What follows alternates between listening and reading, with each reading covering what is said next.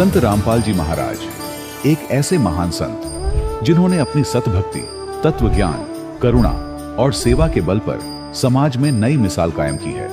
संत रामपाल जी महाराज की अगुवाई में उनके सभी सतलोक आश्रमों से समाज कल्याण के अद्भुत कार्यों ने समाज को सुनहरे भविष्य की एक नई उम्मीद दिखाई है। संत रामपाल जी महाराज से नाम दीक्षा लेने के बाद लाखों लोगों की लाइलाज बीमारियां जैसे कैंसर, एड्स आदि ठीक हुई। संत जी के ज्ञान से प्रेरित होकर उनके अनुयायियों ने लाखों यूनिट रक्तदान किया। संत जी ने लाखों बहन बेटियों का दहेज मुक्त विवाह करवाया।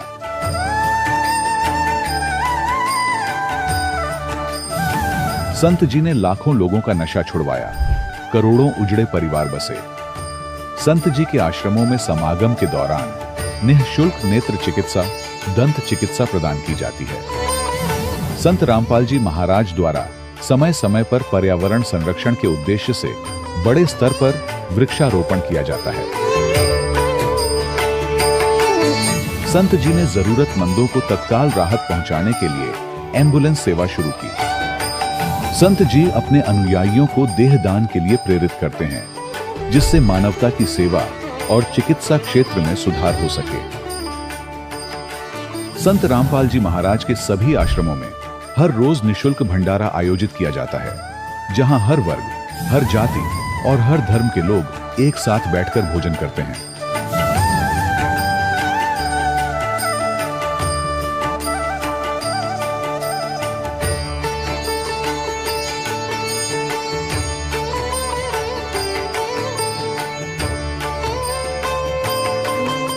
संत रामपाल जी महाराज की अन्नपूर्णा मुहिम ने गरीब और बेसहारा लोगों के जीवन में एक नई ऊर्जा और उम्मीद को जन्म दिया है। घर घर खाद्य सामग्री और जरूरी मदद पहुंचाकर संत रामपाल जी महाराज ने लोगों को दुख और मजबूरी से लड़ने की ताकत प्रदान की है।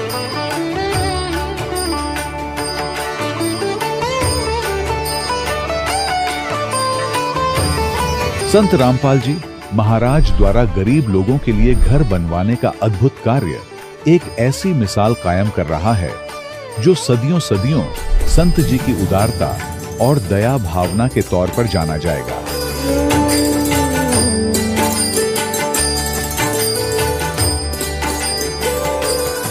संत रामपाल जी महाराज के आश्रम में हजारों बुजुर्गों को सम्मान और प्यार के साथ जीवन जीने का अवसर मिलता है।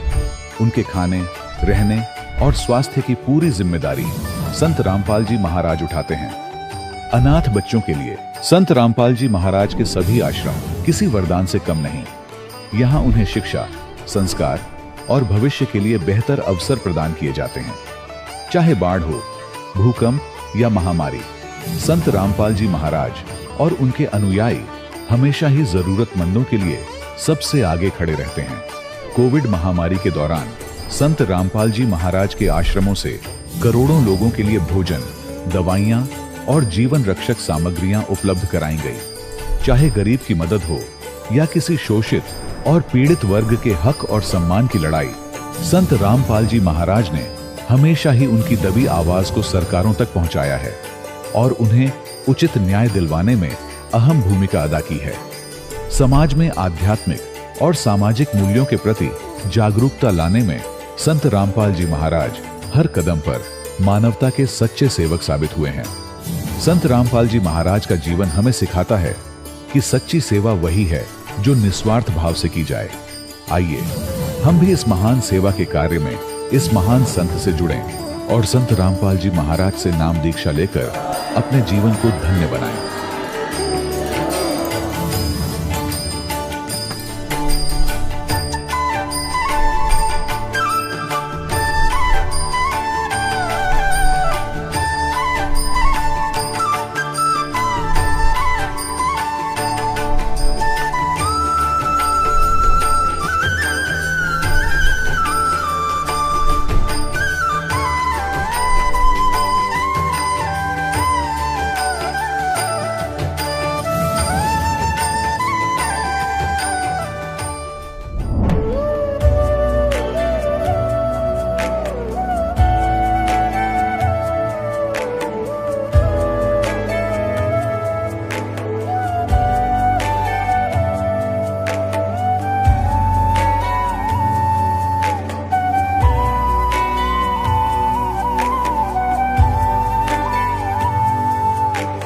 जब लग गुरु मिले न साचा, तब लग गुरु करो 10 पांचा।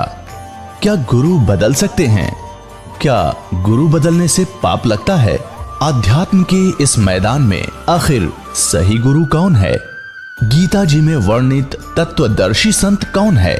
इन सभी प्रश्नों के उत्तर जानने के लिए अवश्य सुनिए जगत गुरु तत्वदर्शी संत रामपाल जी महाराज के मंगल प्रवचन। सत साहिब दर्शकों, इंसान अपनी पूरी जिंदगी अपने धर्म में प्रचलित सभी साधनाओं को करता है ताकि उसके घर में सुख शांति आए, बीमारियां दूर हों और जीवन की परेशानियां खत्म हो जाएं। लेकिन जब इन सब प्रयासों के बावजूद भी बीमारियां और परेशानियां उसके जीवन में बनी रहें, तो दिल में यह सवाल उठने लगता है कि क्या सच में मैं शास्त्र अनुसार भक्ति कर रहा हूं? दर्शकों, कुछ ऐसी ही कहानी थी सोनीपत हरियाणा के रहने वाले योगेश दास जी की। योगेश दास जी 30 साल तक राधा स्वामी पंथ कृपाल आश्रम विजयनगर दिल्ली से जुड़े रहे और इन्होंने अपने धर्म में प्रचलित सभी साधनाओं को भी किया, लेकिन कहीं कोई लाभ इन्हें नहीं मिला। लेकिन फिर जब इन्हें संत रामपाल जी महाराज का शास्त्र अनुसार ज्ञान मिला और इन्होंने नाम दीक्षा ली, तो इनके जीवन की सभी समस्याएं बिल्कुल समाप्त हो गईं। दर्शकों, आखिर संत रामपाल जी महाराज ने योगेश दास जी को ऐसी कौन सी जड़ी बूटी दे दी जिससे कि इनके जीवन की सभी परेशानियां बिल्कुल समाप्त हो गईं? और क्यों आज करोड़ों लोग संत रामपाल जी महाराज को पूर्ण परमात्मा मान रहे हैं? आखिर इसके पीछे की सच्चाई क्या है? आइए सुनते हैं योगेश दास जी की कहानी, इन्हीं की जुबानी। सर नमस्कार। सत साहिब जी। सर क्या नाम है आपका? मेरा नाम योगेश दास है जी। सर कहाँ से आए हैं आप? मैं वेस्ट रामनगर सोनीपत से आया हूँ जी। सर क्या काम करते हैं? मैं कंप्यूटर टीचर हूँ जी। मैं कंप्यूटर सेंटर चलाता हूँ। संत रामपाल जी महाराज से नाम दीक्षा लेने से पहले आप क्या भक्ति साधनाएं करते थे? मैं संत रामपाल जी महाराज की शरण में आने से पहले राधा स्वामी पंथ से जुड़ा हुआ था। मैं कृपाल आश्रम विजयनगर दिल्ली में जाया करता था। उसके बाद 30 साल तक वहाँ जाने के बाद मेरा जो वहाँ पे मन नहीं लगा, कोई लाभ वहाँ पे मिलता नजर नहीं आया मुझे, तो मैंने फिर मंदिरों में जाना शुरू कर दिया। ऐसे मैं शनि मंदिर जाता था, इधर उधर की भक्ति ऐसे ही करने कुछ ना कुछ शुरू कर दिया मैंने। सर जैसा कि आपने बताया कि आप पहले राधा स्वामी पंथ से जुड़े हुए थे, आप मंदिर मस्जिद भी गए। सर जो साधनाएं आप पहले कर रहे थे, उन साधनाओं के करने से आपको क्या लाभ मिला? उन साधनाओं करने से मुझे कोई लाभ नहीं हुआ। उल्टा मेरी आर्थिक स्थिति खराब हो गई और मेरे घर में गृह क्लेश ज़्यादा बढ़ गया। रोज़ रोज़ के लड़ाई झगड़े होते थे। यहाँ तक कि मेरी बीवी ने भी एक बार, मेरी भगवती ने एक बार जहर खाने की कोशिश की थी। उसके बावजूद परमात्मा की ये दया कि भाई वो किसी न किसी प्रकार से बच गई थी। फिर संत रामपाल जी महाराज की शरण में कैसे आना हुआ? संत रामपाल जी की महाराज के से जुड़ने की एक विचित्र घटना है कि एक बार क्या हुआ कि मैं अपने सेंटर में ऐसे ही बैठा था आराम से, और मेरे सेंटर में एक भगत जी के बच्चे आया करते थे पढ़ने के लिए, और वो मेरी एक्टिविटी देखते रहते थे कि भाई मैं कभी गाने सुन रहा होता हूँ, कभी कुछ कर रहा हूँ, कभी कोई मटर गश्ती कर रहा होता हूँ। तो एक दिन बच्चों ने कहा कि भाई आप परमात्मा की भक्ति करते हो, आप कहते हो कि परमात्मा की भक्ति करता हूँ मैं राधा स्वामी पंथ से भी जुड़ा हुआ हूँ। तो उन्होंने कहा कि भाई आप सत साधना को जानते हैं? मैंने कहा कि भाई सत साधना क्या होती है, मैं तो इसके बारे में बहुत कुछ जानता हूँ। तो मैंने अपने आप को उनके सामने बहुत ऐसा प्रदर्शित किया कि भाई जैसे मैं आत्मज्ञान के बारे में, अध्यात्म ज्ञान के बारे में बहुत ही कुछ जानता हूँ। लेकिन उनके बातें सुनने के बाद मुझे लगा कि भाई ये मुझ पे हावी हो रहे हैं कुछ ना कुछ। तो फिर भी मैंने उनकी बात को टालने के लिए इधर उधर की बातें कर जाया करता था। उसके बाद एक दिन क्या हुआ कि उन बच्चों ने मुझे एक पुस्तक ला के दी, भक्ति सौदागर को संदेश। उस पुस्तक को मैंने उठाकर और अपने गैराज में डाल दिया। फिर उन्होंने बताया कि भाई हम संत रामपाल जी महाराज के शिष्य हैं और हम उनके आश्रम में जाते हैं, आप एक बार ये पुस्तक जरूर पढ़ना। तो मैंने उनकी बात सुनकर के आप संत रामपाल जी महाराज के शिष्य हैं, मैं ऐसे मतलब गुरुओं को संत नहीं मानता हूँ। तो उसके बाद क्या हुआ कि भाई काफ़ी दिन बीत जाने के बाद मैं ऐसे टेंशन में बैठा बैठा बीड़ियाँ फूंक रहा था, क्योंकि मैं बहुत ज़्यादा बीड़ी पीने का आदी था। मैं हर क्लास लेने के बाद कम से कम 2-3 बीड़ियाँ पीने के बाद अपने क्लासरूम में जाता था। तो एक दिन अचानक ऐसे मेरी कोई फाइल वगैरह गुम हो रही थी, मैं उसको ढूंढने में व्यस्त था। तो उस फाइल को निकालने के चक्कर में वो पुस्तक बाहर रह गई, भक्ति सौदागर संदेश। मैंने सारी फाइल वापस भी रख दी, लेकिन मेरा वो काम नहीं बना। तो फिर मैं आराम से बैठ के सोचने लगा कि पता नहीं फाइल कहाँ गई होगी। फिर मैं जैसे बैठा आराम से, मैंने सोचा कि भाई चलो क्यों ना ये पुस्तक पढ़ ले जाए आज, मैं इस तक मेरा लंच टाइम भी है। तो मैंने ऐसे कुर्सी पर पैर फैला के अपने, जैसे मतलब आसन में बैठते हैं व्यक्ति, मैंने वो पुस्तक खोली और खोलते ही मैंने बीड़ी लगाई पहले, क्योंकि मेरी आदत थी मैं कुछ पढ़ने से पहले मैं बीड़ी लगा लेता था। मैंने जैसे ही बीड़ी लगाई और बीड़ी पीकर मैंने जैसे पुस्तक खोली और पढ़ना शुरू किया, तो मेरे सामने सबसे पहले संत कबीर साहब की वाणी आई। परमात्मा कबीर साहब की वाणी के संतों शब्द ही शब्द बखाना, शब्द फांस फंसा शब्द कोई नहीं पहचाना। उसके अंदर जो नाम जाप मैं राधा स्वामी पंथ के करता था, उस नाम के बारे में पूरी डिटेल दे रखी थी कि भाई इस नाम को जाप करने वाला व्यक्ति जीवन भर दुखी रहता है और उसने जितनी भी कमाई पिछले जन्मों में की हुई है वो सारी गर्त में डूब जाती है उसकी। तो मेरे साथ वही सब कुछ बन रहा था। तो मेरे हाथ से अचानक की बीड़ी छूटकर नीचे गिर गई और मेरी आंखों में आंसू आ गए उस पुस्तक को पढ़ने के बाद। तो मैंने सोचा कि भाई ये कैसे हो सकता है, जो राधा स्वामी पंथ में जो ज्ञान दिया जाता है वो तो कबीर पंथ के द्वारा ही दिया जाता है, सारी कबीर वाणियाँ बोली जाती है उसमें और संतों का सारा ही ज्ञान वहाँ पे बताया जाता है। और यहाँ पे कबीर वाणी के अंदर ये जिक्र है कि भाई ये नाम तो हमें जाप नहीं करने हैं, इन जाप करने वाले नामों से तो हमारा न तो मोक्ष होगा और उल्टा हम अधर में लग जाएंगे। तो उस पुस्तक को पढ़ते ही मेरे मन में पता नहीं बेचैनी सी उभर गई मेरे शरीर में और मेरे कानों में उन बच्चों की बात गूंजने लगी कि भाई आप सत्संग देखा करो। तो मेरे को बार बार ये हो रहा था कि भाई सत्संग में ऐसा क्या आता होगा, ये किताब तो मुझे अच्छी लगी। मैंने फिर वो किताब शुरू से पढ़नी शुरू की। आधे घंटे के अंदर मैंने पूरी किताब पढ़ ली वो। उसके बाद मेरे अंदर ऐसी जीरा उत्पन्न हुई परमात्मा को जानने के लिए कि भाई मैं सेंटर को शाम को 5 बजे बंद कर देता था, लेकिन मैंने उस दिन 3:30 बजे सेंटर बंद कर दिया और घर आकर इंतजार करने लगा। मैंने टीवी खोला, जैसे मैंने सत्संग सुनना स्टार्ट किया। टीवी खोला तो संत रामपाल जी महाराज का ज्ञान प्रचार शुरू हो चुका था और उसमें उन्होंने श्रीमद्देवी भागवत महापुराण के बारे में विस्तार से बताया। उसको जानने के बाद मुझे पता चला कि भाई ब्रह्मा विष्णु महेश जो हैं वो तो अजर अमर नहीं है, उनका जन्म और मरण होता है। उस ज्ञान को समझने के बाद मेरी रुचि उसी दिन से परमात्मा के ज्ञान में लगी और मैंने अगले दिन ये निश्चय किया कि भाई मैं तो इस ज्ञान को पाकर ही रहूँगा।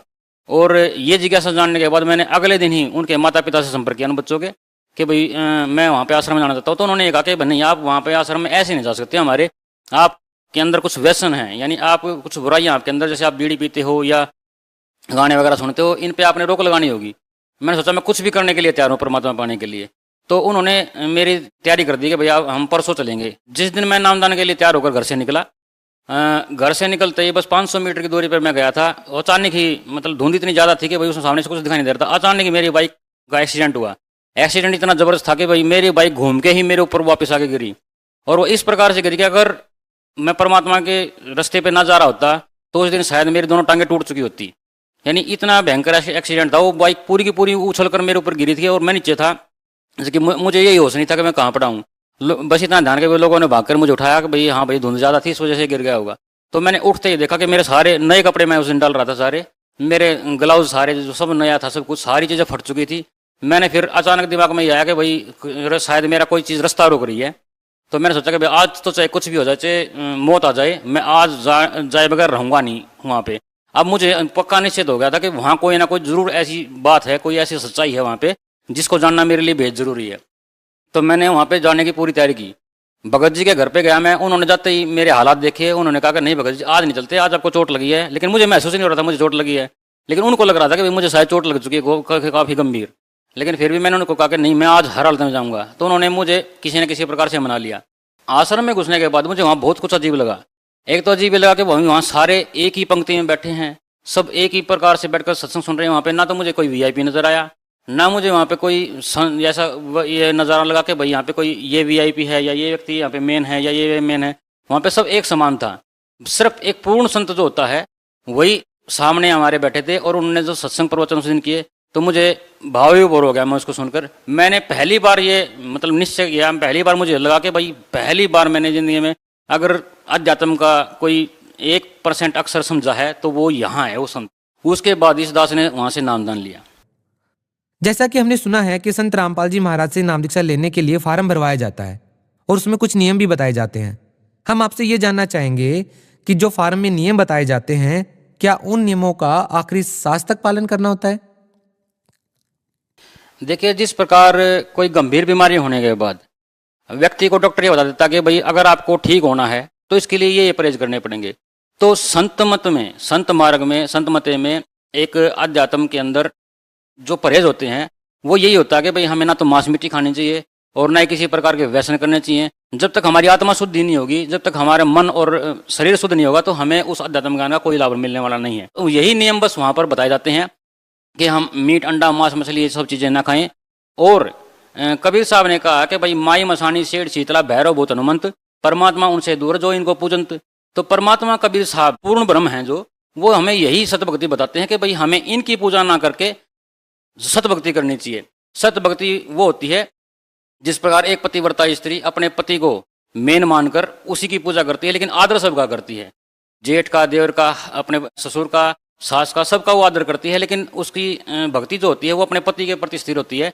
ऐसे ही हमें इन देवी देवताओं को आदर सहित लेना चाहिए और पूर्ण परमात्मा की भक्ति में तल्लीन रहना चाहिए। सर, संत रामपाल जी महाराज जी से नाम दीक्षा लेने के बाद आपको क्या लाभ मिले? संत रामपाल जी महाराज से नाम दीक्षा लेने के बाद मुझे सबसे पहला लाभ ये प्राप्त हुआ कि भाई मैं आध्यात्म मार्ग से जुड़ा। दूसरा, मेरे जीवन में कुछ घटनाएं ऐसी हुई कि भाई एक मैं बताना चाहता हूँ कि भाई हमारे परिवार में ग्रह कलेश बहुत ज़्यादा रहते थे, और संत रामपाल जी महाराज के शरण में जाने के बाद तो वो कलेश हमारे माँ बाप ने ज़्यादा बढ़ा दिए। हमारे घर में तो सुख शांति होने लगी। मैं और मेरे भगतमती ने जैसे नाम लिया, मेरे बच्चों ने नाम ग्रहण किया, तो हमारे घर में तो सुख शांति हो गई, लेकिन मेरे माँ बाप के मन में बेचैनी पैदा हो गई उन चीज़ों से। हम जब सुबह नित्य नियम लगाते थे, परमात्मा की वाणियाँ चलती थी, तो वो लोग ये कहते थे कि भाई तुम्हारी ये चीज़ें हमारे वंश में बाधा डाल रही हैं, तो उन्होंने क्लेश बढ़ा दिया हमारे साथ। तो उसकी वजह से क्या हुआ कि हमारा घर टूट गया, हमारे माँ बाप ने घर से निकाल दिया। तो हम यही सोचकर मैं परमात्मा के शरण में चला गया वापस दोबारा कि भाई इसका निचोड़ तो परमात्मा ही निकाल सकते हैं। घर में क्या हुआ था, झगड़ा हो गया था बहुत ज़बरदस्त। तो मैंने अपने पिताजी से ये कहा था कि भाई देखो, हम जो भक्ति कर रहे हैं वो संपूर्ण भक्ति है और हम इसको नहीं छोड़ सकते, हम ये घर ही छोड़ सकते हैं, परमात्मा को हम अब नहीं छोड़ सकते हैं। क्योंकि संत रामपाल जी महाराज जो हमें शिक्षा दे रहे हैं वो पूरी तरह शास्त्र अनुकूल है। शास्त्रों में जो कुछ लिखा हुआ उन्होंने सब कुछ वो सत्य बताया है, तो हम उसको नहीं छोड़ सकते हैं, हम संसार छोड़ सकते हैं। तो इस वजह से झगड़ा हो गया, और झगड़े में मैंने मतलब जल्दबाजी में अपना हाथ दीवार में दे मारा और मेरा हाथ टूट गया। उसके बाद मैंने प्लास्टर करवाया हाथ पे, और मैंने सोचा कि भाई मैं परमात्मा के पास कैसे जाऊँगा, क्योंकि परमात्मा ने तो हमें झगड़ा करने से, इन चीज़ों से मना कर रखा है। तो फिर भी मैंने आश्रम में जाने की डेट आई, जैसे हम हर महीने जाते थे जैसे आश्रम में, तो वहाँ जाने के लिए जैसे मैं तैयार हुआ तो मैंने अपना हाथ को ढक रखा था ऐसे पूरी तरह से, ताकि परमात्मा को पता ना चले, गुरु जी को पता ना चले कि भाई मैं, यानी मेरे हाथ पे प्लास्टर चढ़ा हुआ है। तो गुरु जी जैसे हमारे सामने आए दर्शन देने के लिए, संत रामपाल जी महाराज अपने प्रत्येक भक्त से रूबरू होकर मिलते हैं। वो अपने भक्तों की हर बात को सुनते हैं, चाहे उनको वहाँ पे कितना भी टाइम व्यतीत करना पड़े, चाहे लाख हों चाहे 2 लाख हों, हर भक्त के पास आते हैं। तो जैसे ही परमात्मा मेरे पास आए गुरु जी, संत रामपाल जी महाराज, उन्होंने कोई बात नहीं मेरे से पूछी, मैंने सिर्फ सत्साहिब कही परमात्मा के, सत्साहिब गुरु जी। तो गुरु जी ने मेरे को सिर्फ एक ही बात बोली कि भाई क्या हो गया इस हाथ को। तो मैंने और छुपा लिया उस हाथ को। गुरु जी बोले भाई हाँ बता ना क्या बात होगी, हाथ को क्या हुआ। तो अचानक मेरी आंखों से आंसू पड़ने लगे। मैं बोला कि ऐसे ऐसे गुरु जी घर में झगड़ा हो गया था। तो गुरु जी ने उल्टा मेरे को डांट दिया कि तू झगड़ा करता है घर में, तुझे ऐसी शिक्षा लेने के बाद तुझे ऐसे काम नहीं करने चाहिए। तो मैंने कहा था गुरु जी मैंने कुछ भी नहीं किया था, ऐसे घर वालों के साथ ऐसे ही झगड़ा हो गया था और मैंने गुस्से में आके कर दिया था। तो परमात्मा ने कहा कि भाई गुस्सा जो करोगे तो फिर भक्ति कहाँ से होगी। तुम भगत हो, जगत का तो भगत का बैर होता हमेशा, उनको जो करना हो करने दो, तुम परमात्मा की भक्ति में तल्लीन रहो, परमात्मा अपने आप सब ठीक कर देगा। तो मैंने कहा था कि मेरे माँ बाप ने हमें घर से निकाल दिया है। तो गुरु जी ने कहा था कि भाई नहीं, माँ बाप की तो सेवा करनी चाहिए, आप घर जाओ, वहीं उसी घर में जाओ, वहीं रहो और वहाँ पे परमात्मा की भक्ति करो, किसी से कुछ मत बोलो, अपना काम करते रहो तुम लोग। तो हमने गुरु जी की वह बात मानकर हमने तुरंत ही घर आने का वापस निश्चय किया। तो परमात्मा ने सबसे बड़ा चमत्कार मेरी जिंदगी में ये किया कि जिस दिन मैं मतलब उसी दिन मैं शाम को जब घर आया तो जिन्होंने मेरे को घर से ही निकाल दिया हो, घर आने के बाद पता चला कि भाई मेरे घर में मतलब मजदूर लगे हुए हैं, नींव खोदने लग रही है और पड़ोसी से मुझे पता चला कि भाई ये मकान मेरा बन रहा है। तो परमात्मा ने ऐसी उपलब्धि दी कि भाई सिर्फ 3 महीने के अंदर वो मकान बनकर तैयार हो गया और मुझे पता चला कि भाई वो तो परमात्मा ने मेरे रहने के लिए बनाया है। तो ऐसा अद्भुत चमत्कार तो परमात्मा ही कर सकता है, जिसको घर से निकाल दिया गया हो, जिसकी कोई कदर ही ना हो जिस घर में, और अचानक ही उस किसी की बुद्धि को पलट देना, ये सिर्फ परमात्मा ही कर सकता है, संत रामपाल जी महाराज कर सकते हैं। इसके अलावा ऐसी उपलब्धि कोई नहीं कर सकता। दूसरा लाभ ये मिला कि भाई सभी संत महंत जो हैं वो ये कह देते हैं कि भाई बड़ों को नामदान देने की आज्ञा देते हैं कि भाई जब बच्चा बड़ा हो जाए या इस प्रकार से हो जाए, इस उम्र में हो जाए कि वो समझने लगे, तभी नामदान दिया जाता है। मैंने अपने बच्चों को बचपन से यानी 4 वर्ष की उम्र से नामदान दिलवाया है अपने बच्चों को। परमात्मा की सबसे बड़ी मेहर ये है कि भाई जब तक हम संत रामपाल जी महाराज के शरण में नहीं आए थे तब तक मेरे बच्चे हमेशा बीमार रहते थे। कभी उनको किसी प्रकार का ट्रीटमेंट करवाया जा रहा है, कभी किसी प्रकार ट्रीटमेंट करवाया जा रहा है। आज मेरे बच्चों को मालिक की दया से, सदगुरु रामपाल जी महाराज की दया से मेरे बच्चों को कभी हॉस्पिटल जाने की क्या दवाई खाने की जरूरत नहीं पड़ी है। सुबह भक्ति करते हैं, शाम को भक्ति करते हैं और मस्त रहते हैं। उनका यही नहीं पता चलता कि भाई ये बच्चे मतलब कभी बीमार भी होते होंगे। जबकि मेरे भाई हैं जो उन सब के बच्चे भी अभी तक भी यानी कि मेडिकल पे जाते रहते हैं, एडमिट होते रहते हैं, हम उनको बहुत समझाते हैं परमात्मा ज्ञान के बारे में। लेकिन ये उपलब्धि क्या थोड़ी बड़ी बात है कि भाई परमात्मा इस महंगाई के ज़माने में हम ये सारा पैसा डॉक्टरों के देते रहें तो घर का गुजारा कैसे चलेगा। लेकिन परमात्मा ने इन सब चीज़ों से बचाकर उन बच्चों को अपनी शरण में लेकर सुरक्षित कर रखा है। दूसरा लाभ ये मिला कि मेरी आर्थिक स्थिति परमात्मा ने उसको सुधारा। और पहले तो मेरा मतलब कंप्यूटर इंस्टीट्यूट जो था वो मार्केट के अंदर था, और ऐसी मार्केट में, मेन मार्केट में, कि जहाँ पे हर व्यक्ति आ सकता हो, जा सकता हो। लेकिन वहाँ से बंद करवा के परमात्मा ने घर पे ही चालू करवा दिया, और घर पर आज ऐसा चल रहा है जैसे वहाँ 12 साल में भी ना चला था। ये मेरे लिए आर्थिक स्थिति मजबूत करने का सबसे बड़ा माध्यम परमात्मा कबीर साहब ने किया है। सर आपको क्या लगता है, आपने पाप किया गुरु बदल करके? नहीं, मैंने गुरु बदलकर कोई पाप नहीं किया है, क्योंकि कबीर साहब की वाणी है कि भाई जब तक संत मिले नहीं साचा तब तक गुरु करो 10 पांचा। और हमें सच्चाई जानकर ही गुरु धारण करना चाहिए कि ये गुरु अध्यात्म का कितना ज्ञानी है। जब तक हमें गुरु की पहचान ना हो, जब तक हमें परख ना हो, तब तक हमें गुरु धारण करना ही नहीं चाहिए। सबसे पहली बात तो ये है। और जब ये पता चल जाए कि भाई ये गुरु है, ये पूर्ण संत है, पूर्ण संत की पहचान कबीर साहब ने स्वयं बताई है कि भाई सतगुरु के लक्षण कहूँ मधुरे बैन विनोद, 4 वेद 6 शास्त्र कह 18 बोध। कि वो जो संत होता है न तो पादरी होता है, न ही वो पंडित होता है, और न ही वो मौलवी होता है। वो एक साधारण आम व्यक्ति की तरह दिखने वाला संत होता है। और वो अपनी वाणी के अंदर सभी धर्म ग्रंथों को, सभी पंथों को एक कर कर चलता है। उसके लिए ना कुरान अलग है, ना उसके लिए गुरु ग्रंथ साहिब अलग है, ना उसके लिए बाइबल अलग है। वो सब चीज़ों को एक समान सब अपने सब शिष्यों को पढ़ाता है। ऐसे संत आज के टाइम पे संत रामपाल जी महाराज ही हैं। और ये मैं ठोसता के साथ कह सकता हूं, क्योंकि उन्होंने पूर्ण परमात्मा की जो जानकारी दी है संत कबीर साहब के बारे में, कबीर देव ही भगवान है, ये उन्होंने ही बताया है। आज तक इस सृष्टि के अंदर किसी संत ने भी ये नहीं बताया कि भाई कबीर ही भगवान है, कबीर इज गॉड। ये बताने वाले पूरे विश्व के अंदर आज के टाइम पे जो संत रामपाल जी महाराज है, उन्होंने ही बाइबल के अंदर साबित किया, गुरु ग्रंथ साहिब के अंदर साबित किया, और कुरान शरीफ के अंदर साबित किया, और वेदों में तो प्रमाण है ही। वेदों में बताया गया है उस परमात्मा के बारे में कि भाई स पर्यागात शुक्रम अकायम एवर्णन ऐसनावीरम कबीर मनीषी प्रभु यथा तथ्य, कि वो जो पूर्ण परमात्मा है वो बगैर नाड़ी के शरीर युक्त है, और वो कबीर मनीषी है, यानी कबीर भी परमात्मा है। वो स्वयंभू, स्वयं की रचना करने वाला भी वही है और प्रभु भी वही है।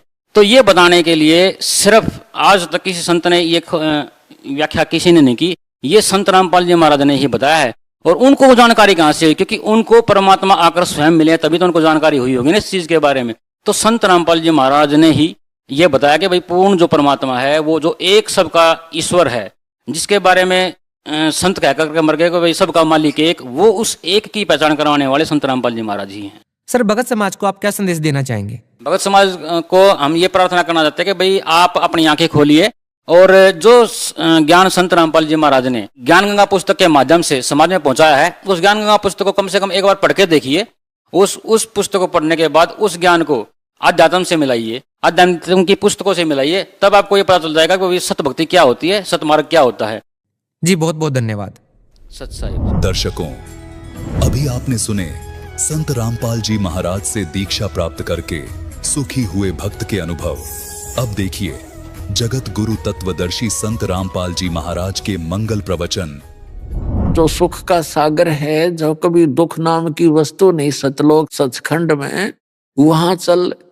वहां कितना सुख है कि शंखों लहर मेर की उपजे, कहर नहीं जहां कोई, और दास गरीब अचल अविनाशी, सुख का सागर सोई।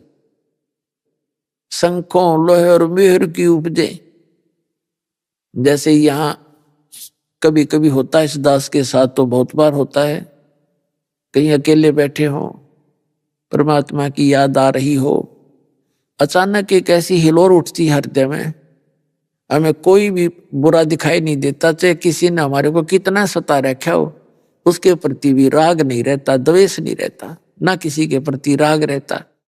इतना आनंद आता है कुछ क्षणों के लिए, हम चाहकर भी किसी के बुरा सोच भी नहीं सकते, मन में दोष नहीं आता। तो वो मेहर की लहर आई थी भगवान की, और उसके जाते ही फिर जो का तू खचड़ा अंदर भरा ही है, वो ये कर दिया, उसने ऐसा कर दिया, वो चिंता 36 टेंशन आकर खड़ी हो जाती है। तो वो कहर की लहर आ गई, और पहले मेहर की लहर थी, शंखों लहर मेहर की उपजे, और कहर नहीं जहां कोई, दास गरीब अचल अविनाशी सुख का सागर सोई। वो सुख का सागर है, वहां जाकर ही आपको परम शांति मिलेगी। गीता अध्याय नंबर 18 के श्लोक नंबर 62 में कहा है कि अर्जुन तो सर्वभाव से उस परमेश्वर की शरण में जा, उसी परमेश्वर की कृपा से ही तू परम शांति को और सनातन परम धाम को, सनातन शाश्वत सदा रहने वाला उस शाश्वत स्थान को प्राप्त होगा। उसके लिए उसने ऑप्शन छोड़ दिया कि तत्वदर्शी संतों की खोज कर, मैं नहीं जानता। तो वहां जाने के बाद फिर कभी मृत्यु जन्म नहीं होता। उससे अतिरिक्त जैसे ब्रह्म तक की साधना है, ओम मंत्र, गीता अध्याय नंबर 8 के श्लोक नंबर 13 में गीता ज्ञानदाता कहता है, मेरा तो एक ओम अक्षर है और कोई मंत्र नहीं। और पहले ऋषि जन इस ओम मंत्र को ही वेदों के आधार से जाप करते थे, और यही एक ब्रह्म तक प्राप्ति की सच साधना है, वो भी उस सतर के गुरु से लेकर ही की जाए। तो ऐसे ही एक ऋषभदेव नाम के राजा थे, उनको स्वयं परमात्मा कबीर देव जी एक साधु संत ऋषि रूप में मिले, ज्ञान समझाया कि ये राजपाट सदा नहीं रहेगा, आपके पूर्व जन्म के संस्कार हैं राजन, ये समाप्त होंगे, आप बुद्धिमान हो, आप समय रहते भक्ति करो। वो इतना प्रभावित हुआ, और उन्होंने ये भी बताया परमात्मा ने कि मैं उस परम पिता परमात्मा का जो है ना पूरा जानकार हूं, क्योंकि अपनी महिमा आप बताते हैं भगवान, और मेरे पास वो कंप्लीट कोर्स है। लेकिन ऋषभदेव जी प्रेरित तो हो गए परमात्मा के लिए, परमात्मा उस मालिक को ना माने, क्योंकि वो सबसे हटकर ज्ञान है। ये जब ऋषभदेव जी ने अपने कुल गुरुओं से बात करी कि ऐसे ऐसे मैंने सुना है कि कोई परमात्मा इन ब्रह्मा जी, विष्णु जी, शिव जी, इनसे ऊपर भी कोई और शक्ति है, क्या ये सत्य है? तो वो नकली सारे उस सरंग में रंगे हुए थे, उनको ज्ञान नहीं था, ज्ञानी थे वो ऋषि। उन्होंने भ्रमित कर दिया उस पुण्यात्मा को कि वो झूठ बोल रहा है, वो हमसे भी मत्था मारता रहता है, वो झूठा आदमी है, ऐसा कुछ नहीं है, इनसे ऊपर कोई शक्ति नहीं है, इनकी कोई जन्म मृत्यु नहीं होती, इनके कोई माता पिता नहीं है। ऋषभदेव जी को जो परमात्मा के वचन सुने थे वो तो बुलाए नहीं गए उससे तो इतना प्रेरित हो गया कि भक्ति करनी ही करनी है। राज भी त्याग दिया, अपने बच्चों को राज बांट दिया सबको, और उन नकली संतों से यानी उस परम परमात्मा की भक्ति ना करके ब्रह्म तक की साधना का मंत्र लेकर 1 वर्ष तो निराहार रहा, कुछ नहीं खाया। फिर 1000 वर्ष तक तप किया, क्योंकि इन ऋषियों ने इतना ही ज्ञान है डड़े डवाण का, ओम नाम का जाप और साथ में तप करता रहा। और जब 1000 वर्ष उसने साधना अपनी पूर्ण कर दी, तो अपना पहला शिष्य बढ़ाया, अपना पोता भरत का पुत्र मारीची। और वो मारीची वही साधना करता था जो ऋषभदेव जी करते थे। और फिर आगे चल के वही मारीची महावीर जैन हुआ, जैन धर्म में। ऋषभदेव जी जैन धर्म के प्रवर्तक माने जाते हैं, और महावीर जैन जी 24 में तीर्थंकर माने जाते हैं जैन धर्म के। और ये वही आत्मा थी जो मारीची वाली थी, जिसने ऋषभदेव जी से सीधा मंत्र प्राप्त हुआ था ब्रह्म की साधना का। तो उसकी साधना से उसको क्या प्राप्त हुआ, ये आपके रूबरू करते हैं। ये पुस्तक दिखाते हैं आपको, जैन संस्कृति कोश, जैन इतिहास संस्कृति एवं कला एवं पुरातत्व, भागचंद्र जैन भास्कर। जैन संस्कृति कोश, जैन इतिहास, ये एक पुस्तक है, प्रथम खंड, लेखक हैं प्रोफेसर भागचंद्र जैन भास्कर। और ये कहाँ से छपा है? जैन संस्कृति कोश, जैन इतिहास, ये वही है, लेखक हैं प्रोफेसर भागचंद्र जैन भास्कर। प्रकाशक ये 2 है, इधर भी ये देख लो तुम, ये आपके सामने है। और ये कहाँ से प्राप्ति स्थान है, ये यहां से इनका। अब आपको इसके 175 पृष्ठ पर ले चलते हैं। ये 175 पृष्ठ है। ऋषभदेव के पौत्र ऋषभदेव जी को जैन धर्म का प्रवर्तक माना जाता है। प्रथम तीर्थंकर है ये ऋषभदेव, इनके पोते हैं वो मारीची, जिनकी अब कथा सुनाऊंगा, और भरत के पुत्र हैं। इसको पुराण में वैदिक धर्म का प्रवर्तक माना गया है। ये मारीची वैदिक धर्म का प्रवर्तक है, जिसको वैदिक धर्म का गांठा जोड़ रहे हैं ना, ये उसका प्रवर्तक है ये मारीची। और इसके साथ के बीती ये दिखाता हूं, यही मारीची जैन परंपरा में आगे चलकर महावीर वर्धमान बना।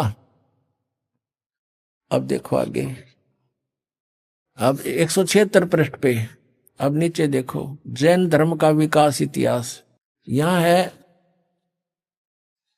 तीर्थंकर ऋषभदेव की जीवन घटनाएं। तीर्थंकर ऋषभदेव अंतिम कुलकर नाभिराज के पुत्र थे। उनकी माता मरु देवी थी। वे इक्ष्वाकु वंशी नाभिराज अयोध्या के इस एक लोकप्रिय राजा थे। तरुण होने पर नाभिराज ने ऋषभदेव का विवाह सुनंदा और सुमंगला से कर दिया। सुनंदा ने तेजस्वी पुत्र बाहुबली और पुत्री सुंदरी को जन्म दिया, और सुमंगला ने भरत सहित एक भरत और 99 पुत्र और एक पुत्री ब्राह्मी पुत्री को जन्म दिया। समय आने पर ऋषभदेव ने भरत को अयोध्या का, बाहुबली को तक्षशिला का और शेष युवराजों को उनके योग्यता अनुसार राज्य सौंपकर संसार त्याग दिया और दीक्षा लेकर साधना में लीन हो गए। साधना काल में पाणिपात्री ऋषभदेव 1 वर्ष तक निराहार रहे, कुछ नहीं खाए 1 वर्ष तक। बाद में बाहुबली के पौत्र श्रेयांश कुमार ने इक्ष्वाकु देकर उनकी निराहार व्रती को तोड़ा। लगातार 1000 वर्ष तक तपस्या करने वाले मुनि ऋषभदेव ने अंत में केवल ज्ञान प्राप्त किया। धर्म देशना प्रारंभ की। धर्म देशना माने दीक्षा देने लग गया गुरु बड़का पे। प्रथम धर्म देशना भरत के पुत्र मारीची को दी। जिस मारीची का भी इतिहास दिखाऊंगा, आओ जैन धर्म को जाने। उसमें इस मारीची को ऋषभदेव ने पहला शिष्य बनाया था, जो इसका पोता था, भरत क्या पुत्र था। ऋषभदेव का पौत्र यानी पोता भरत के पुत्र मारीची को पहली धर्म देशना, प्रथम धर्म देशना भरत के पुत्र मारीची को दी, यानी पहला चेला बनाया उसने। और जो बाद में 24 में तीर्थंकर महावीर बने। इससे क्या सिद्ध हुआ कि जैन धर्म के प्रवर्तक श्री ऋषभदेव जी थे। ऋषभदेव जी ने जो प्रथम अपनी दीक्षा देनी प्रारंभ की, 1000 वर्ष तक साधना करने के उपरांत अपने पोते मारीची को दी, और उसी मारीची से वैदिक धर्म चला। और वही मारीची आगे चल के 24 में तीर्थंकर महावीर जैन बने। देखो पुण्यात्माओं, आपका सौभाग्य, आपकी किस्मत कितनी प्रबल है, कितने पुण्यकर्मी प्राणी हो आप। आपको वो वस्तु मिल गई जिस तय सब आप बाईपास निकल जाओगे इतने दुखों से। ऐसी साधना जैसे महावीर जैन और ऋषभदेव जी ने की, ऐसा कोई नहीं कर सकता वर्तमान के।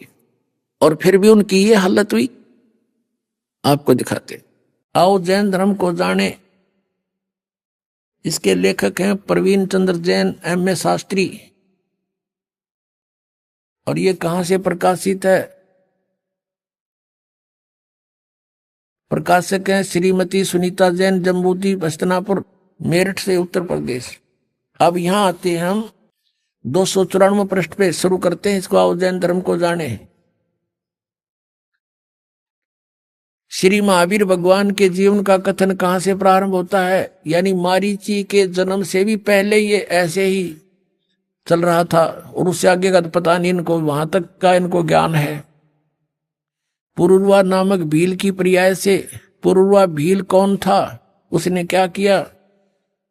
अब पुष्कलावती देश की पुंडरीकीणी नगरी में वह भीलों का राजा था। उसने सागर सेन मुनिराज से मधमास मधु का त्याग व्रत लिया था। जिसे जीवन पर्यंत पालन किया। फिर उससे कहाँ गया? वो स्वर्ग में चला गया। फिर कहाँ आया? पहले स्वर्ग के बाद महावीर भगवान का जीव किस पर्याय को प्राप्त हुआ? भरत चक्रवर्ती की रानी अनंतमती से मारीची नामक ज्येष्ठ पुत्र हुआ। यानी ऋषभदेव पोता मारीची और भरत का पुत्र था। और यही मारीची वैदिक धर्म का प्रवर्तक, और यही मारीची आगे चल के जैन धर्म में महावीर जैन हुआ। अब देखो, मारीची की पर्याय से महावीर भगवान का जीव किस पर्याय में गया? यानी मारीची ने प्रथम तीर्थंकर ऋषभदेव से उपदेश लिया था, उसके बाद इसकी दुर्गति हुई। आगे देखो, ब्रह्म स्वर्ग में देव हुआ, ब्रह्मलोक में। अपना आत्माओं, जैसे आपको दास बताता है कि यहां एक तो कॉमन स्वर्ग है, एक ब्रह्मलोक है। ब्रह्मलोक के अंदर एक ब्रह्म स्वर्ग है जिसको ये महास्वर्ग बोलते हैं। तो ओम नाम के जाप करने वाला, विधिवत साधना करने वाला व्यक्ति ब्रह्मलोक में जाता है, और ब्रह्मलोक में गया हुआ प्राणी भी वापस आता है। गीता अध्याय नंबर 8 के श्लोक नंबर 13 में गीता ज्ञानदाता ये ब्रह्म श्री कृष्ण जी में प्रवेश करके बोल रहा है। वो कह रहा है कि मेरा ये ओम अक्षर है, जो अंतिम समय तक इसकी साधना करता हुआ शरीर त्याग कर जाता है तो इससे मिलने वाली परम गति को प्राप्त होता है। वो कहाँ जाता है? ब्रह्मलोक मिलता है। 8वें अध्याय के 16वें श्लोक में बताया है श्रीमद् भगवद गीता में कि ब्रह्मलोक में गया हुआ प्राणी भी पुनरावृत्ति के अंदर उसका जन्म मृत्यु होता है। इसलिए गीता ज्ञानदाता कहता है कि अर्जुन, तेरे भी बहुत जन्म हो लिए और मेरे भी। और इसलिए वो कहता है कि अगर तूने पूर्ण मोक्ष चाहिए तो उस परमात्मा की शरण में जा, और उसके लिए परम अक्षर ब्रह्म की शरण में जा। गीता अध्याय नंबर 18 के श्लोक नंबर 62 में, और गीता अध्याय नंबर 15 के श्लोक नंबर 4 में कहा है कि तत्वदर्शी संत की प्राप्ति के उपरांत परमात्मा के उस परम पद की खोज करनी चाहिए जहां जाने के बाद साधक फिर लौटकर कभी संसार में नहीं आता। उसके लिए बताया कि तत्वदर्शी संतों की खोज कर। तो तत्वदर्शी संत ऋषभदेव जी ने मिले, परमात्मा मिले थे, तत्वदर्शी संत बनकर आए थे। इतने दयालु हैं वो, पुण्यात्माओं को मिलते हैं, वेद गवाही देता है। लेकिन दुर्भाग्य हमारा कि हम ये नकली गुरु उस ज्ञान को स्वीकार नहीं करने देते। तो पुण्यात्माओं, परमात्मा ने आज सबसे पहली कृपा आपके ऊपर किया कि आप शिक्षित किए। शिक्षित होने के बाद अब आप सभी सदग्रंथों को और इन पहले के इतिहासों को देख करके आप दृढ़ हो जाओगे कि जो हम कर रहे हैं फाइनल है, आपको कोई डगमग नहीं कर सकता। फिर बेड़ा पार हो जाएगा, मोक्ष होगा।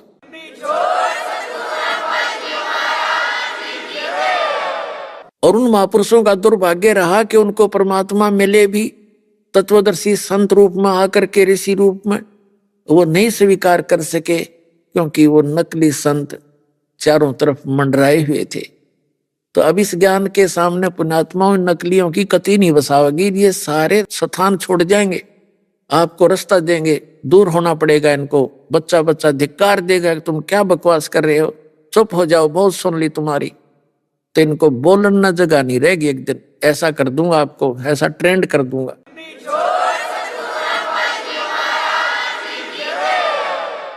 अब ऋषभदेव जी से प्राप्त साधना के बाद ये कहा गया, मारीची वाला जीव ब्रह्मलोक में, ब्रह्म स्वर्ग में देव हुआ, और फिर वो भी खत्म हुआ।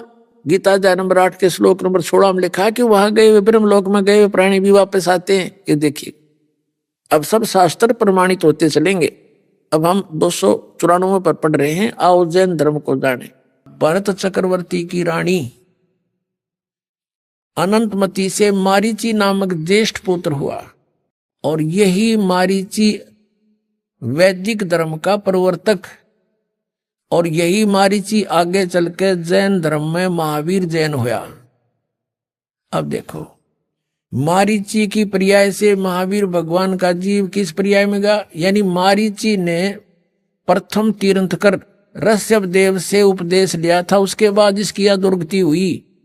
आगे देखो, ब्रह्म स्वर्ग में देव हुआ, ब्रह्मलोक में।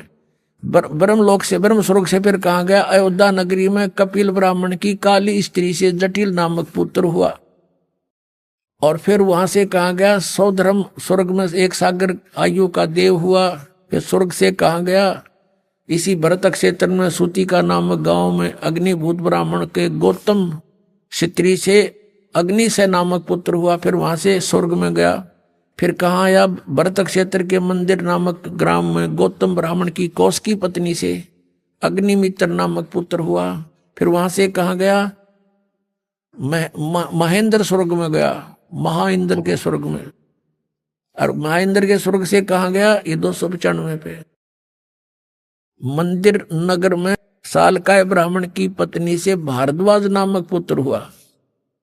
भारद्वाज से आगे कहाँ गया? महेंद्र स्वर्ग में देव हुआ। फिर वहां से कहाँ गया? इतर निगोद में एक सागर की आयु वाला निगोदिया जीव हुआ। निगोद से निकलकर महावीर भगवान का जीव कहाँ गया?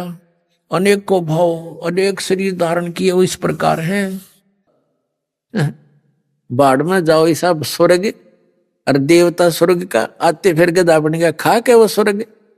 तो पुण्यात्माओं अब आंख खुल जाएगी श्रद्धालुओं की कि क्या साधना करे थे। और ये रोग केवल सतलोक आश्रम के अतिरिक्त कट्टा को नहीं विश्व में, ये गारंटीड समझ लेना।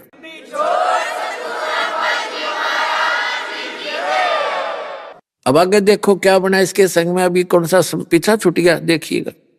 1000 आक वर्ष के भाव, ओए होए 80,000 सीप के भाव, 20,000 नीम वृक्ष के भाव, 90,000 केली यानी केले वृक्ष के भाव, 3,000 बार चंदन वृक्ष के भाव यानी शरीर, और 5 करोड़ बार कनेर वृक्ष के भाव, 60,000 बार वैश्या के शरीर, ओए होए 60,000 बार, और 5 करोड़ बार शिकारी के भाव, 20 करोड़ बार हाथी और 60 करोड़ बार गधा।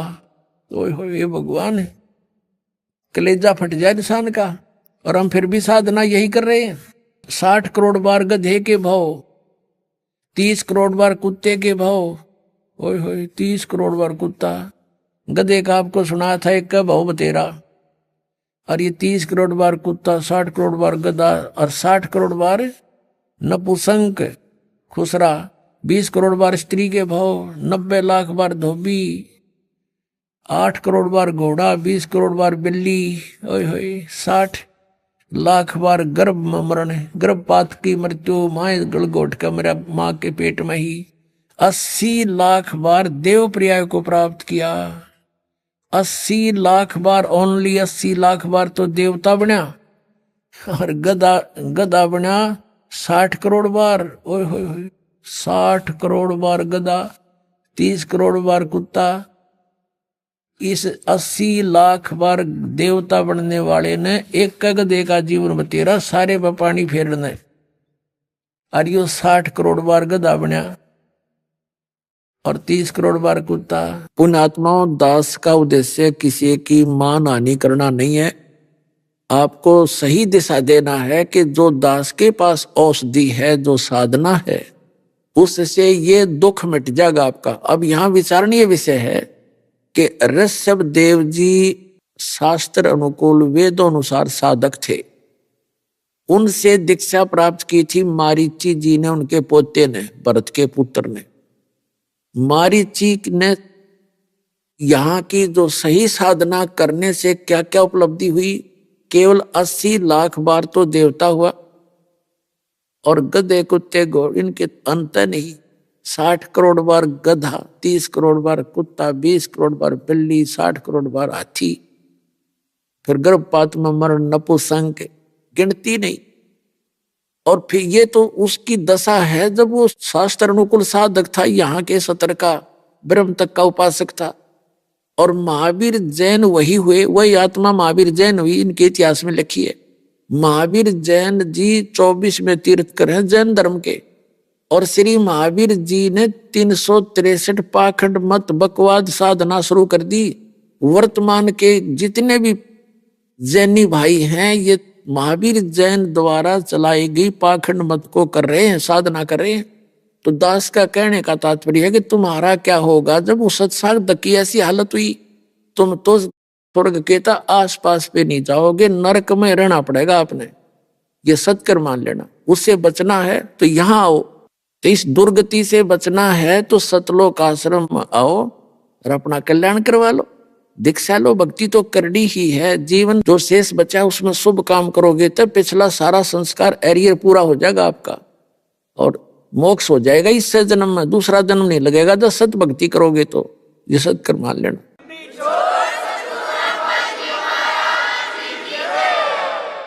अब जो प्रसंग चल रहा है कि जो साधना आप किया करते थे वो साधना ठीक नहीं थी, और जो शास्त्र अनुकूल साधना ब्रह्म सत्र की कर रहे थे वो भी मोक्ष प्राप्त नहीं कर सकते, वो स्थान प्राप्त नहीं कर सकते। जो श्रीमद् भगवद गीता अध्याय नंबर 18 के श्लोक नंबर 62 में कहा है कि अर्जुन तू सर्वभाव से उस परमेश्वर की शरण में जा, उसकी कृपा से ही तू परम शांति को और सनातन परम धाम को प्राप्त होगा। शाश्वतम स्थानम यानी सदा रहने वाला स्थान। फिर गीता अध्याय नंबर 15 के श्लोक नंबर 4 में आपको बताया कि उसके पश्चात तत्वदर्शी संत की प्राप्ति के पश्चात इस तत्व ज्ञान रूपी शस्त्र से इस अज्ञान को काट के यानी अच्छी तरह समझकर उसके पश्चात परमेश्वर के उस परम पद की खोज करनी चाहिए, जहां जाने के बाद साधक फिर लौटकर कभी संसार में नहीं आता।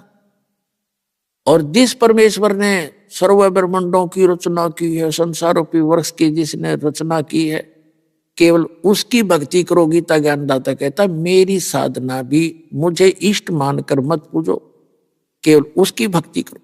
तो उसकी भक्ति इस दास के पास प्राप्त है। पुण्यात्माओं आओ और अपना कल्याण कराओ।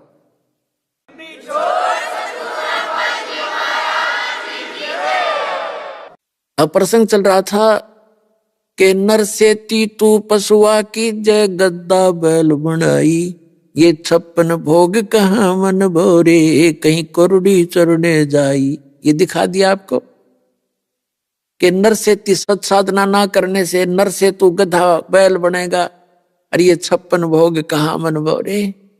मनुष्य जीवन में आपको कितनी सुविधाएं दी है पुण्यात्माओं।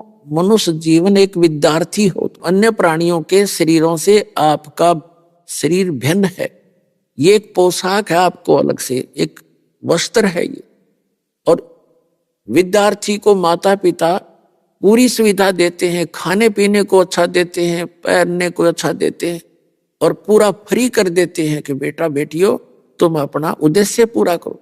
तो परमात्मा हमारा पिता है, उसने आपको यह ड्रेस दे रखी है अलग से, और अन्य या पोशाक जिसके पास नहीं है वो विद्यार्थी नहीं है।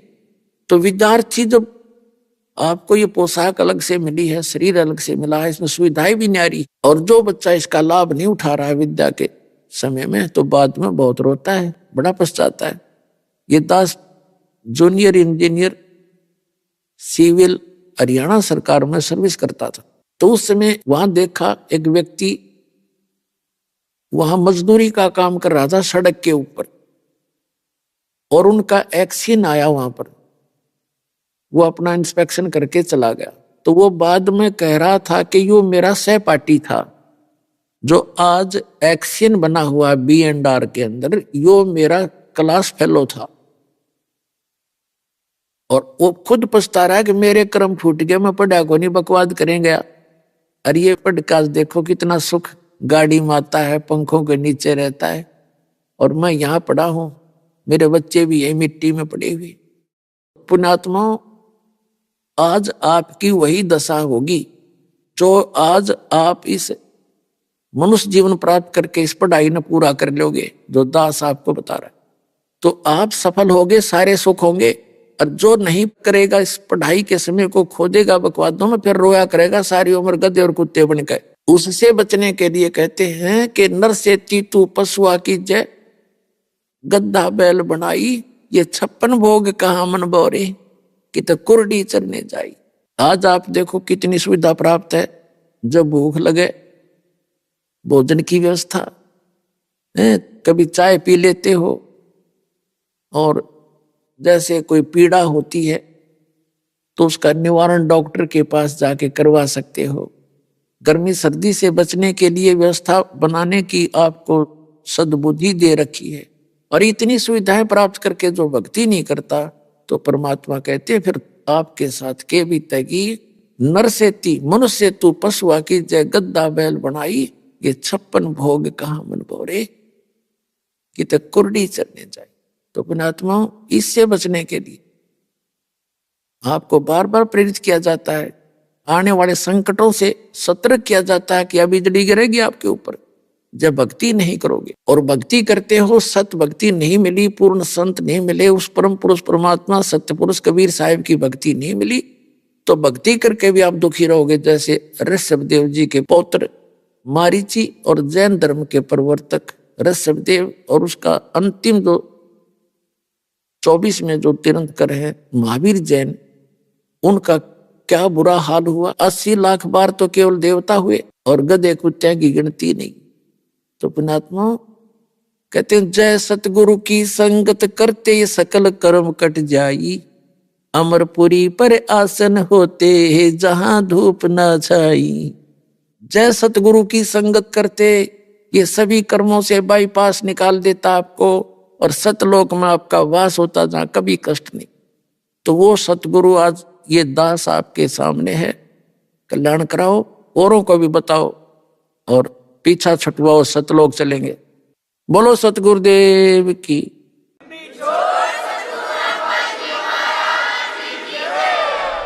अभी आपने सुने संत रामपाल जी महाराज के मंगल प्रवचन। आइए अब सुनते हैं संत रामपाल जी महाराज से नाम दीक्षा लेकर सत भक्ति करके अद्भुत लाभ प्राप्त करने वाले अनुयायी के विचार। मनुष्य अपने जीवन में अनेकों भक्ति साधना करता है, पूजा पाठ भी करता है, लेकिन फिर भी उसके जीवन में दुख खत्म होने का नाम ही नहीं लेता। दर्शकों, इसका मुख्य कारण यह है कि आज का मनुष्य शास्त्र विधि को त्याग कर मनमाना आचरण कर रहा है। दर्शकों, ऐसी ही कहानी थी किरण कुमार जी की, जो रायगढ़ छत्तीसगढ़ के रहने वाले हैं। किरण कुमार जी भी सभी पारंपरिक भक्ति साधना किया करते थे, और जब इन्हें कोई राहत मिलती न नजर आई तो इन्होंने सहारा लिया ईसाई धर्म का, लेकिन वहां से भी इन्हें कोई राहत नहीं मिली। दर्शकों, आज किरण कुमार जी का कहना है कि जब से मैंने संत रामपाल जी महाराज की शरण ग्रहण की है, तब से मेरे जीवन की रूपरेखा ही बदल गई है। आज वास्तव में मुझे पता चल गया है कि आदि सनातनी भक्ति क्या है, शास्त्रों के अनुसार कौन सी भक्ति साधना है, और उसी साधना को करने की वजह से मेरी जिंदगी बदल गई है। दर्शकों, आइए जानते हैं इसके पीछे की सच्चाई क्या है। सुनते हैं किरण कुमार जी की कहानी, उन्हीं की जुबानी। नमस्कार सर। सर नमस्कार। सर क्या नाम है आपका? मेरा नाम किरण कुमार वारे है। किरण कुमार जी, आप कहाँ से हैं? मैं रायगढ़ छत्तीसगढ़ का निवासी हूँ। किरण कुमार जी, संत रामपाल जी महाराज जी से नाम उपदेश आपने कब लिया? मैं 6 नवंबर 2014 को नाम दीक्षा लिया। सर, संत रामपाल जी महाराज जी से नाम उपदेश लेने से पहले आप क्या भक्ति साधना करते थे? मैं यीशु मसीह का भक्ति करता था, और मेरे बड़े भाई जो यीशु मसीह की भक्ति करते थे, उनका डेथ होने के बाद में मैं कबीरपंथी से नाम दीक्षा लिया था। सर, जैसा कि आपने बताया कि आप पहले ईसाई धर्म से संबंधित भक्ति साधना करते थे, फिर आप कबीर पंथ से जुड़े। इसके बावजूद भी आपने एक कबीर पंथ को छोड़कर दूसरे कबीरपंथी संत रामपाल जी महाराज जी से नाम उपदेश लिया। इसका क्या कारण रहा? सर, मेरा 2013 में मेरा तबीयत खराब हो गया। मेरे रीढ़ की हड्डी में नस दब गया, L5, L4, L6 में, और मेरे एक साइटिका का प्रॉब्लम आ गया। तो मेरे संबंधी भाई हैं, वो संत रामपाल जी महाराज से नाम दीक्षा लिए थे। वो मैं जब हॉस्पिटल में भर्ती था तो मेरे साथ में गए थे, और वो मंत्र का जाप करते थे। तो मैं पूछा कि क्या कर रहे हैं आप करके, तो बताया कि मैं संत रामपाल महाराज से मैं नाम दीक्षा लिया हूँ, उन्हीं का मंत्र जाप कर रहा हूँ, आप भी नाम दीक्षा लीजिए, आपका तबीयत ठीक हो जाएगा करके। तो मैं उनको नहीं माना और मैं नाम दीक्षा नहीं लिया। तो बोले कि वो मेरे को मेमोरी दिए 2005 का सत्संग का। तो मैं उस मेमोरी के सत्संग को सुना, और उस शब्द को सुन के, संत रामपाल जी महाराज का नाम, उसके शब्दों को, आवाज़ को सुन के मेरा तबीयत में सुधार आना चालू हो गया, और मैं संत रामपाल जी महाराज से नाम दीक्षा लेके अभी स्वस्थ हूँ। अभी मैं एक दिन में 200-300 सीढ़ी चढ़ जाता हूँ। मेरी ड्यूटी है, मैं प्राइवेट में जॉब करता हूँ, मैं इलेक्ट्रिकल इंजीनियर हूँ। तो मेरे को फील्ड में घूमना पड़ता है, तो मैं उतना 300-250 सीढ़ी चढ़ लेता हूँ, और 20-20 किलो का 2-2 बाल्टी उठा के मैं पानी लेके चल लेता हूँ। पहले तो मैं बेड में आ गया था, बिस्तर में आ गया था, मैं चल नहीं पा रहा था। संत रामपाल जी महाराज जी से नाम उपदेश लेने के बाद क्या आपको कोई लाभ भी प्राप्त हुए? सर मेरे को तो शारीरिक लाभ मैं बोला, जो साइटिका प्रॉब्लम था वो ठीक हो गया सर। मैं बालाजी हॉस्पिटल रायपुर में दिखाया, मेरे पास अभी MRI भी है, एक्सरे भी है, और मैं ये 5 साल से उससे परेशान था। जब मैं ड्यूटी से आता था तो बहुत तकलीफ़ होता था। मेरे मिसेस डेली मेरे पैर को, मेरे पीठ को मालिश करती थी, तब मैं सो पाता था। दिन में 3 घंटा 4 घंटा ही सो पाता था। तो मेरा शरीर दुबला पतला हो गया था और शरीर में आराम नहीं था। बहुत ही तकलीफ में मैं ड्यूटी कर पाता था। मेरे पारिवारिक स्थिति बहुत ही ख़राब थी भगत जी। मैं सतरामपाल जी महाराज से नाम दीक्षा लिया। उनकी वाणी को जो सुन के, उनके शब्द को सुन के मेरे शरीर में रोंगटा खड़ा हो जाता था, वाइब्रेशन टाइप का होता था। उससे धीरे धीरे मेरे शरीर में बहुत इम्प्रूवमेंट हुआ, बहुत सुधार आया, बहुत ही स्वस्थ हूँ अभी। पहले तो मैं 45 किलो का हो गया था, अभी मेरा 67 किलो वजन है। और उसके बाद में मेरा स्टोन का हो गया, मेरे किडनी में स्टोन 4.1 mm का हो गया। तो डॉक्टर से मैं सोनोग्राफी कराया तो बोले 4.1 mm है। फिर वो बोले 1 महीना आप दवाई खाओ, फिर उसके बाद में ठीक हो जाएगा। तो मैं बोला मैं तो मालिक का भक्ति करता हूँ। तो फिर मैं मालिक के पास में प्रार्थना लिखवाया तो बोले ठीक हो जाएगा बेटा, ऐसा कुछ नहीं है करके। फिर अभी मैं नॉर्मल हूँ, मेरा पथरी नहीं है। ये मेरा गांठ हो गया था मेरे बगल में, वो 32 mm और 16 mm का था। तो ये मेरा मेडिकल रिपोर्ट है। मैं सोनोग्राफी करवाया था डॉक्टर आलोक केडिया के रायगढ़ में, वो मेरा प्रमाण पत्र है। हाँ, ये मेरे सोनोग्राफी का रिपोर्ट है। किडनी में स्टोन हो गया था 4.6 mm का, उसका रिपोर्ट है। अभी मैं संत रामपाल जी महाराज से प्रार्थना लिखवाई तो बोले बेटा दवाई खाने की ज़रूरत नहीं पड़ेगा, मालिक के ऊपर में भरोसा रखो। और मैं संत रामपाल जी महाराज जी के आशीर्वाद से अभी मैं स्वस्थ हूँ। मेरे किडनी में जो स्टोन हो गया था वो अभी नॉर्मल है, अभी स्टोन नहीं है। मेरे को अभी जहाँ मैं काम करता था भगत जी, वहाँ मैं नीचे लेवल में काम करता था। अभी मालिक की दया से मैं अभी इलेक्ट्रिकल इंजीनियर हूँ। मैं अभी BS स्पंज रायगढ़ में काम करता हूँ। मेरे अंडर में अभी 30 लड़के काम करते हैं। संत रामपाल जी महाराज की दया से मेरा पेमेंट डबल हो गया मालिक के शरण में। जब मैं रायगढ़ आया था तो मेरे पास में कुछ नहीं था। अभी मालिक के संत रामपाल जी महाराज जी के दया से अभी मेरे जगह 2 जगह मेरे ज़मीन है और मैं आपका खुद के घर में रहता हूँ। मेरे पास में कुछ नहीं था। मेरे पास में मैं दो बाइक लिया हूँ अपने खुद के कमाई से। मैं कुछ नहीं, खाली हाथ आया था। मैं ज़मीन में सोता था। जब यहाँ आया रायगढ़ में तो ज़मीन में सोता था। तो संत रामपाल जी महाराज की दया से अभी मैं बहुत अच्छा हूँ। मेरे जो पिताजी हैं वो मेरा पूरा ज़मीन को पूरा बेच के, पूरा हम लोग के पास में कुछ नहीं था, इसीलिए मैं रायगढ़ काम करने के लिए आ गया। और प्राइवेट में भी जॉब करता हूँ और बहुत अच्छा से जीवन यापन करता हूँ। मेरे मिसेस है वो भी बहुत अच्छा से रहती है। उसके में भी थोड़ा प्रॉब्लम आ गया था शारीरिक, वो उसका वज़न बहुत पतली दुबली थी, 35 किलो की हो गई थी। वो भी मैं संत रामपाल जी महाराज जी के नाम दीक्षा ली है और बहुत स्वस्थ है। मेरे 2 बच्चे हैं। एक बच्चे के में तो प्रॉब्लम आ गया था, वो अच्छा से बोल नहीं पाता था, एकदम सूख के पतला दुबला हो गया था। वो भी स्वस्थ है।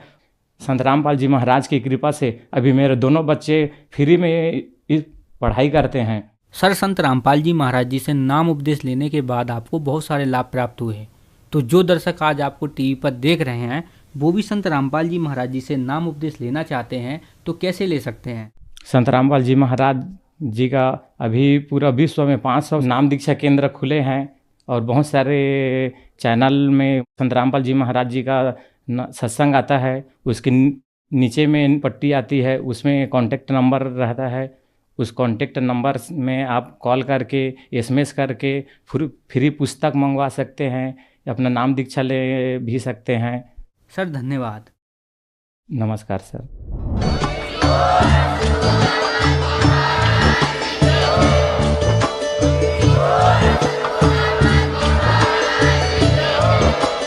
आप सुन रहे थे जगत गुरु तत्वदर्शी संत रामपाल जी महाराज जी के मंगल प्रवचन। अधिक जानकारी के लिए विजिट कीजिए हमारी वेबसाइट www.jagatgururampalji.org। संत रामपाल जी महाराज जी के शुभ आशीर्वाद से पूरे विश्व भर में 500 से भी ज्यादा नाम दीक्षा केंद्र हैं, जिन पर संत रामपाल जी महाराज जी द्वारा ऑनलाइन निशुल्क नाम दीक्षा दी जा रही है। अपने नजदीकी नाम दीक्षा केंद्र का पता करने के लिए संपर्क करें 8222880541।